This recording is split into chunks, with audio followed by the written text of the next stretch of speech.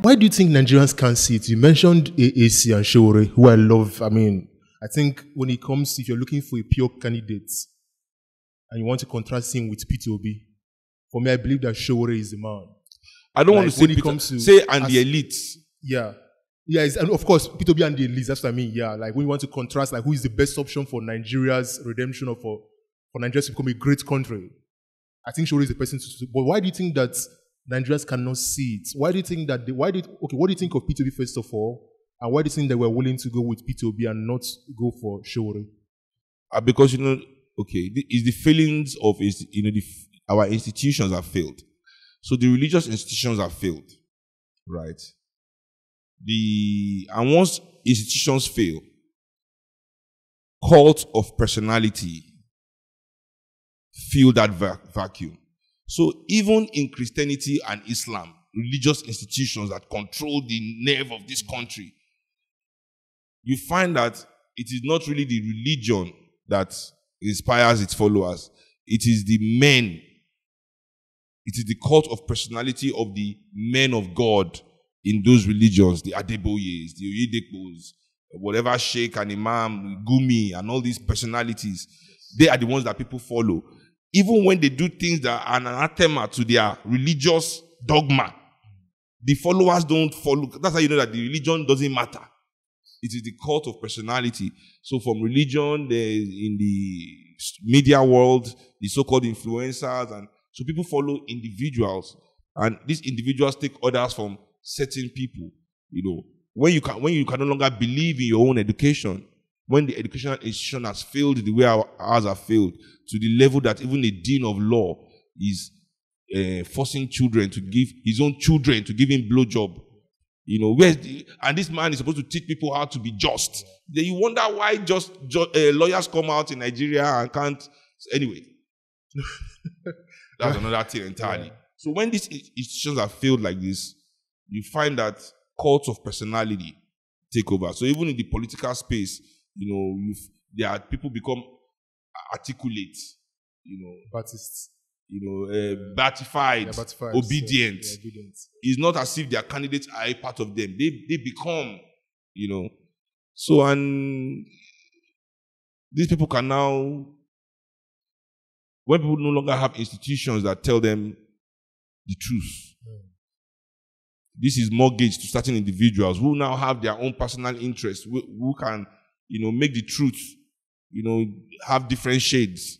So this is why Nigerians, many Nigerians cannot afford to be online like many of us and stay and really investigate things, or there are no libraries. So they read headlines. They look at one page on Instagram with one headline, and everybody is forming their opinions from that. And when Sowore is not in this kind of conversation, the masses of the people do not really know what it's about. And anytime he's in the conversation, just like me, he's giving a certain aura or image or energy that is off-putting. He can't win. He just silence. Yeah, that is just the way in America they say, "Oh no, don't forget the Green Party or the People's Party. Don't take away votes from it."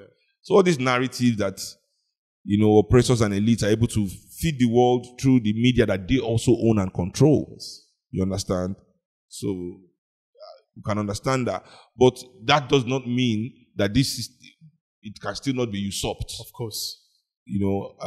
This is why I'm working very hard to get the MOP up and running, because we cannot sit here and give these excuses when I know that Nkrumah liberated Ghana without email.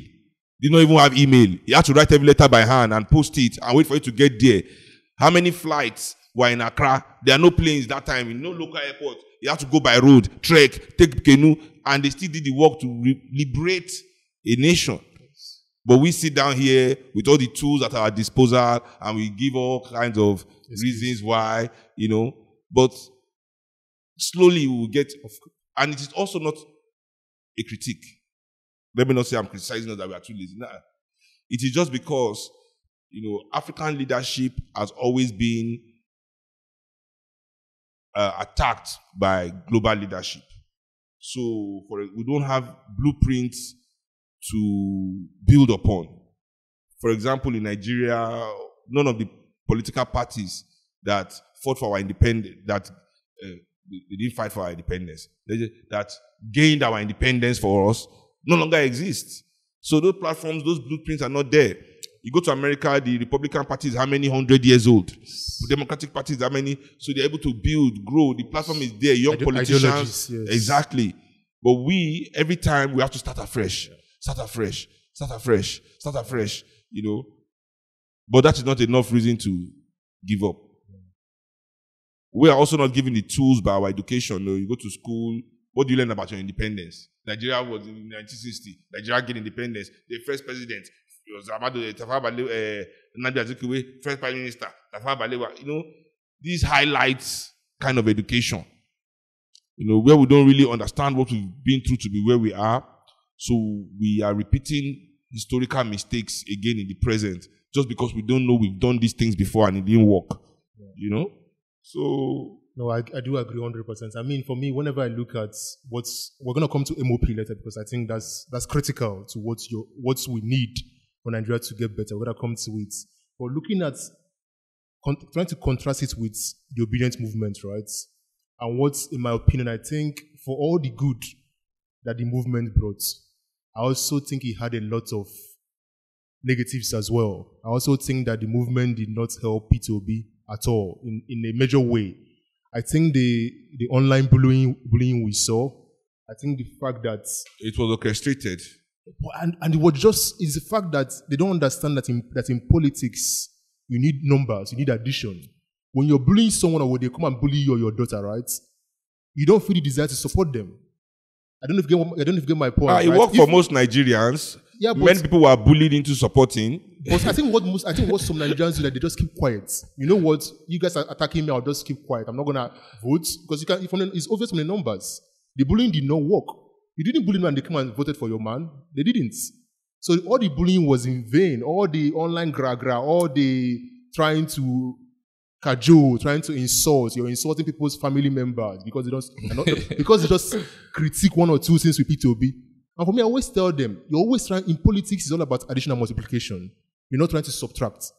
You want to add people. Like you were saying about MOP, you want to gain a movement, a following. The last thing you want is to do something that will make people be like, oh, we don't want MOP. What you want is, come join us, come join this movement. But with the obedience, it's like, we can do it by force. We'll force you, you must submit. If you don't submit, we'll call your father's name, we'll call your mother's name, we'll call your innocent 2-year-old or 3 or 7-year-old. So what do you think of this movement, and what do you think it became or it morphed into? No, I don't think it morphed into anything. I think it was the strategy from the get-go. Okay. You know, he came late on board, so I think they chose a quite aggressive internet approach, and they were willing to bank their campaign on that. You know, the internet realm is really not, it is at the end of the day virtual reality. No human being I heard this and that stuck with me, that no human being evolved to know what 10,000 people think about you at once, positive or negative. Either way, it is hurting you. If you are getting feedback from 10,000 people about what they think about you, you are not supposed to know this. Your brain cannot take this. So either way, whether it is positive feedback, it is damaging you. If it is negative feedback, it is still damaging you. That's deep. You know? So the question I always ask, if anybody says anything, if I see any comment or some post about me, like, if I did not have this internet thing now, would I have seen this thing or heard this thing? If the answer is no, I try to just remove it from my mind, because that means I will not experience it in my reality. Yes. I will not see this person in my life, because if it wasn't for this Instagram, I wouldn't have seen you. Yes. Or if it wasn't for this Facebook or this. So if I want to forget you, I just have to close the app. Exactly. Yeah. You know? Yeah. So, but I think because of people's egos and how it has become toxic really in our oppressive society, where we really have oppressors to look up to, you know, people's egos here are really fragile. and they care a lot about what every single person thinks about them, and they want to be good in everybody's eyes. And I think when you want to really be good in everybody's eyes, it means it's because you are actually terrible to yourself. Like when you look at yourself, you don't really like yourself. You don't like what you see. Maybe you've done something to yourself. You've traumatized yourself. I don't mean people, when people traumatize you, it's different.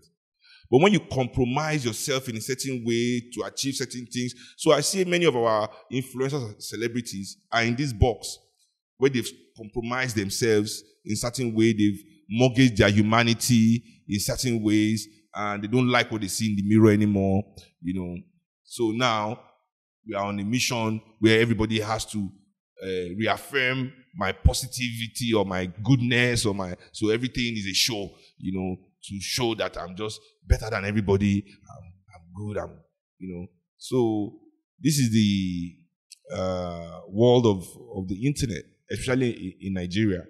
So these people find it like a duty that everybody must like them, So, and I think that is a failing, and that's how many people were bullied, in this election circle, And politics, if we are going to liberate ourselves in peace, because we still have the option, and this is what I'm telling everybody. I talked about institutions failing, so now people are relying on cults of personalities, and those are definitely doomed to fail. So when people now lose trust in those personalities as well, it means people will now take power into their own hands.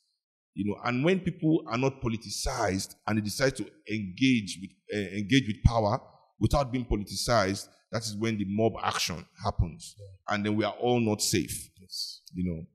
That's why I live in the same neighborhood I grew up in, because I am afraid of mob action. I want the mob to recognize me. Because I'm going to join them. There are a few houses which I want to loot. I've been eyeing them. So what happens? I'll just blend in. So we as a people don't understand the dangers of that. NSAS, was a good, how do I put it? Was a little highlight of what could go wrong when the people rise up based on their own emotions, which are not politicized, So for me, that's why I do what I do with MOP, because I want to be able to shield us as a nation, as a people. Africans we've suffered too much already. We've been through too much. Are we not tired of the bloodshed, of the dying, so what is in us really that has made us mortgage our humanity so much that we don't take our own lives seriously, that we don't see, that we will see it, and this is what is crazy. It's not as if we don't know that we are in danger. Every single Nigerian knows that this thing is a big possibility. I'm not safe. We all know that we are not safe, and we just don't give a damn. I don't understand the programming that you will know you are not safe and not care. Just because at night you can go and drink. The right to self-destruct has suddenly become, the freedom to self-destruct has suddenly become our ultimate goal. You can